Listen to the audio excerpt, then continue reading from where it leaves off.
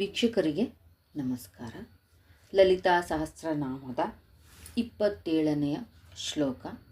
ಇಲ್ಲಿ ಅಮ್ಮ ಬಂಡಾಸುರನ ವಧೆಗೆ ಯಾವ ರೀತಿ ರೆಡಿಯಾಗಿ ತನ್ನ ರಥವನ್ನು ಏರಿ ಹೊರಡ್ತಾಳೆ ಅನ್ನೋದ್ರ ಬಗ್ಗೆ ವಿಶ್ಲೇಷಣೆ ಮಾಡಲಾಗಿದೆ. ವೀಕ್ಷಕರೇ, ಕಿರಿಚಕ್ರ ರಥಾರೂಢ ಸರ್ವಾಯುಧ ಪರಿಷ್ಕೃತ ಜ್ವಾಲಾಮಾಲಿನಿ ಕಾಕ್ಷಿಪ್ತ ವನ್ನಿ ಪ್ರಾಕಾರ ಮಧ್ಯಗ. ಇದು 27ನೇ ಶ್ಲೋಕ. ಕಿರಿ ಎಂದರೆ ವರಾಹ, ಅಂದರೆ ಹಂದಿ. ಕಿರಿಚಕ್ರವನ್ನು ಅಧಿರೋಹಿಸಿದ್ದಾಳೆ. ಅಮ್ಮನವರಿಗೆ ಸೈನ್ಯಾಧ್ಯಕ್ಷಳಾದ ದಂಡನಾಥಳಾದ ವಾರಾಹಿ ದೇವಿ. ಇಲ್ಲಿ ಈ ವಾರಾಹಿ ದೇವಿ ಯಾರು? ಸಪ್ತ ಮಾತೃಕೆಯರಲ್ಲಿ ಒಂದು ಶಕ್ತಿ ವಾರಾಹಿ ಶಕ್ತಿ. ಈಕೆ ಪಂಚಮೀ ಶಕ್ತಿ ಎಂಬ ಹೆಸರೂ ಸಹ ಉಂಟು. ಬ್ರಾಹ್ಮಿ, ಮಾಹೇಶ್ವರಿ, ಕೌಮಾರಿ, ವೈಷ್ಣವಿ, ವಾರಾಹಿ, ಮಾಹೇಂದ್ರಿ, ಚಾಮುಂಡಿ, ಮಹಾಲಕ್ಷ್ಮಿ, ಈ 8 ಶಕ್ತಿಯ ವರಾಹಗಳನ್ನು ಕಟ್ಟಿದ ಕಿರಿಚಕ್ರದಲ್ಲಿ ವಾರಾಹಿ ಅಮ್ಮನವರಿಗೆ ಅಂಗರಕ್ಷಕಳಾಗಿ ನಿಂತ್ಕೊತಾಳೆ. ದಂಡನಾಥಳಾಗಿ ಯುದ್ಧ ಮಾಡಲು ಹೊರಡ್ತಾಳೆ. ಭೂಮಿಯನ್ನು ತನ್ನ ಮೊನಚಾದ ಕೋರೆ ಹಲ್ಲುಗಳಿಂದ ಸುರಂಗದಂತೆ ಅಗೆಯುವ ಶಕ್ತಿಯನ್ನು ಉಳ್ಳವಳು. ಹಾಗೆ ಮಾನವನ ಮನಸ್ಸನ್ನು ಅಗಾಧವಾದುದು, ಅದರಲ್ಲಿ ಅಸುರಿ ಶಕ್ತಿಗಳನ್ನು ಅತಿ ಜಾಗೃತೆಯಾಗಿ ಅತಿ ಜಾಣತನದಿಂದ ಬಚ್ಚಿಟ್ಟುಕೊಳ್ಳುವ ಶಕ್ತಿ ಕೇವಲ ಮನುಷ್ಯರಿಗೆ ಮಾತ್ರ ಇದೆ. ವೀಕ್ಷಕರೇ, ಮನುಷ್ಯರು ಮೇಲೆ ತೋರುವ ಕಿರುನಗೆ ಹಾಗೆ ಇರಲ್ಲ. ಒಳಗಡೆ ಮೇಲೆ ಕಿರುನಗೆ ಬೀರ್ತಾ ಇದ್ರೂ ಒಳಗಡೆ ಕಾಲಕೋಟ ವಿಷಕ್ಕಿಂತ ಘೋರವಾದ ಆಲೋಚನೆಗಳನ್ನು ಇಟ್ಕೊಂಡಿರ್ತಾರೆ. ಆದ್ದರಿಂದ ವಾರಾಹಿ ದೇವಿಯ ರಥವನ್ನು ಅಲಂಕರಿಸಿದ ವರಾಹಗಳು ಆ ಅಗಾಧವಾದ ಮನಸ್ಸಿನ ಪರಗಳನ್ನು ಹರಿಯುತ್ತಾ ನುಗ್ಗಬಲ್ಲವು.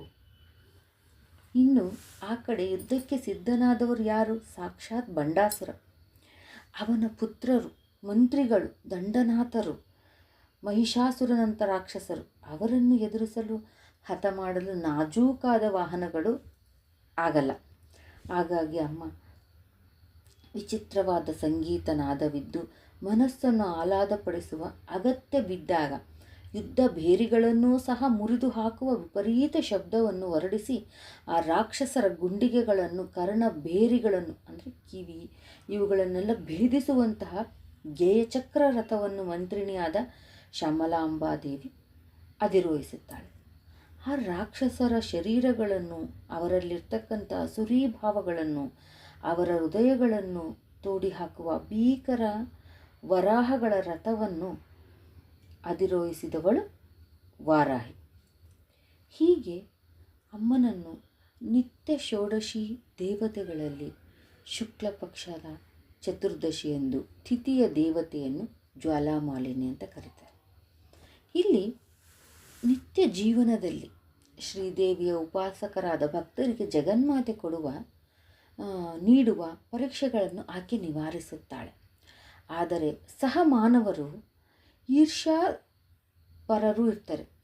ಅಸೂಯ ಪರರು, ನಾಸ್ತಿಕರು, ಪರಪೀಡಕರು ಕೊಡುವ ತೊಂದರೆ, ಕಷ್ಟಗಳನ್ನು ಈ ಜ್ವಾಲಾಮಾಲಿನಿ ಅಂದರೆ ದೇವತೆ ಜ್ವಾಲಾಮಾಲಿನಿ ತನ್ನ ಅಗ್ನಿಯ ಸರಳುಗಳಿಂದ ಹೊಡೆದಟ್ಟಿ ಅಮ್ಮನವರ ಭಕ್ತರನ್ನು ರಕ್ಷಣಾ ವಲಯಗಳನ್ನು ಸೃಷ್ಟಿಸುತ್ತಾಳೆ. ಇನ್ನು ಅವರ ಭಕ್ತಿಗೆ, ಉಪಾಸನೆಗೆ ಯಾವ ವಿಧವಾದ ವಿಘ್ನವೂ ಬಾರದಂತೆ ನೋಡಿಕೊಳ್ಳುತ್ತಾಳೆ. ಕೆಲವರೆಲ್ಲ ಹೇಳ್ತಾರೆ, ನಾವಿಷ್ಟು ಲಲಿತಾ ಸಹಸ್ರನಾಮ ಅಷ್ಟು ಓದ್ತೀವಿ, ಮಾಡ್ತೀವಿ, ಯಾವುದೇ ರೀತಿ ನಮಗೆ ಅಮ್ಮ ಪ್ರೇರಣೆ ಇಲ್ಲ ಅಂತ. ನೋಡಿ, ಇದರಲ್ಲಿ ಎಷ್ಟು ನೀಟಾಗಿ ವರ್ಣನೆ ಮಾಡಿದ್ದಾರೆ. ಲಲಿತಾ ಸಹಸ್ರನಾಮ ಯಾವುದೇ ಅಪೇಕ್ಷೆ ಇಟ್ಕೊಳ್ದೆ ನಾವು ಓದಿ ಕೇಳಿ, ಆಗ ಈ ಒಂದು ತಾಯಿ ನಮಗೆ ನಮ್ಮ ಸುತ್ತನೇ ಒಂದು ವಲಯವನ್ನು ಸ್ಥಾಪಿಸಿ ನಮಗೆ ಏನು ಆಗದಂಗೆ ಕಾಪಾಡ್ತಾಳೆ. ಇದು ಹೇಗಪ್ಪ ಅಂದರೆ ನೋಡಿ, ರಾಮಾಯಣದಲ್ಲಿ ಸೀತಾಮಾತೆಯನ್ನು ಅನ್ವೇಷಿಸಲು ಆಂಜನೇಯ ಸ್ವಾಮಿಗೆ ಗಾಳಿ, ನೀರು, ಸಮುದ್ರ, ಬೆಂಕಿ ಲಂಕಾದಹನದ ಸಮಯದಲ್ಲಿ ಭೂಮಿ ಸೀತಾನ್ವೇಷಣೆಯ ಸಮಯದಲ್ಲಿ ಯಾರ ಕಣ್ಣಿಗೂ ಕಾಣಿಸದಂತೆ ಯೋಗಮಾಯೆ, ಸರ್ವ ರಾಕ್ಷಸ ಜಾತಿಯನ್ನು ಆವರಿಸಿದಂತೆ ಅಂಜನಾಪುತ್ರನು ಸೀತಾಮಾತೆಯೊಂದಿಗೆ ಮಾತನಾಡುವ ಸಮಯದಲ್ಲಿ ಆಗ ಯೋಗ ಮಾಯೆ ಅನ್ನೋದು ಆ ರಾಕ್ಷಸರಿಗೆ ನಿದ್ರೆಯ ರೂಪದಲ್ಲಿ ರಾಕ್ಷಸ ಸ್ತ್ರೀಯರಲ್ಲಿ ಹೆಚ್ಚಿನವರನ್ನು ಆವರಿಸುತ್ತೆ. ಅಮ್ಮ ಮೋಹ ಮಾಯೆಯಿಂದ ಅವರನ್ನು ನಿದ್ರೆಗೆ ತಳ್ತಾಳೆ. ಆಗ ಇವರ ಒಂದು ಅಂಜನಿ ಪುತ್ರನಿಗೂ ಮತ್ತು ಸೀತಾಮಾತೆಗೂ ಸಂಭಾಷಣೆ ಸರಿಯಾಗಿ ಆಗಲಿ ಅಂತ. ಹಾಗೆ ಬಂಡಾಸುರ ಅವನ ಶೂನ್ಯಕ ಪಟ್ಟಣವನ್ನು, ಅವನ ವಾರಸುದಾರರು ಹಾಗೂ ಉಳಿದ ಸೈನ್ಯವನ್ನು ಸಂಹರಿಸಲು ಅಮ್ಮ ಪಂಚಭೂತಗಳು, ನಿತ್ಯ ತಿಥಿಗಳು, ಸಪ್ತಮಾತೃಕೆಯರು, ಸರ್ವಶಕ್ತಿಗಳು ಅಮ್ಮನವರಿಂದಲೇ ಉದ್ಭವಿಸಿದವು. ಅಮ್ಮನವರ ಅಂಗರಕ್ಷಕರಾಗಿ ನಿಂತಿದ್ದು ದೇವಿ ತತ್ವ, ದೇವಿ ಮಹಾತ್ಮೆಯೂ ಹೌದು. ಗೊತ್ತಾಯ್ತು ವೀಕ್ಷಕರೇ? ಇದಿಷ್ಟು ಅಮ್ಮನ ಒಂದು ಶಕ್ತಿ, ಅಮ್ಮನ ಅವತಾರಗಳೇ ಅಮ್ಮನ ಒಂದು ಈ ಬಂಡಾಸುರನ ವಧೆಗೆ ಸಹಾಯ ಮಾಡ್ತೇವೆ. ಬಂಡಾಸುರನನ್ನು ಸಂಹರಿಸಲು ಶೌರ್ಯವನ್ನು, ಉತ್ಸಾಹವನ್ನು ತೋರಿಸುತ್ತಿದ್ದ ತನ್ನ ಶಕ್ತಿ ಸೈನ್ಯವನ್ನು ಕಂಡು ಶ್ರೀಮಾತೆಗೆ ಆನಂದವಾಯಿತು. ಬೇರೆ ಯಾರ ಒಂದು ಶಕ್ತಿನೂ ಬೇಡ, ತನ್ನಲ್ಲಿರ್ತಕ್ಕಂಥ ತನ್ನ ರೂಪಗಳೇ ಅಮ್ಮನಿಗೆ ಆ ಒಂದು ಶಕ್ತಿಗಳು. ಸಪ್ತ ಮಾತೃಕೆಯರು ಎಲ್ಲ ನಿತ್ಯ ಇವರೇನು ದೇವತೆಗಳು, ನಿತ್ಯ ತಿಥಿಗಳು ಎಲ್ಲರೂ ಅಮ್ಮನಿಗೆ ಸಹಾಯ ಮಾಡಿ ಬಂಡಾಸುರನನ್ನು ಸಾಯಿಸೋದಕ್ಕೆ ರೆಡಿಯಾಗ್ತಾರೆ. ಇದನ್ನು ನೋಡಿ ಶ್ರೀಮಾತೆಗೆ ತುಂಬ ಆನಂದ ಆಗುತ್ತೆ ವೀಕ್ಷಕರೇ. ಇದಿಷ್ಟು ಬಂದ್ಬಿಟ್ಟು 27ನೇ ಶ್ಲೋಕದ ವಿವರಣೆ.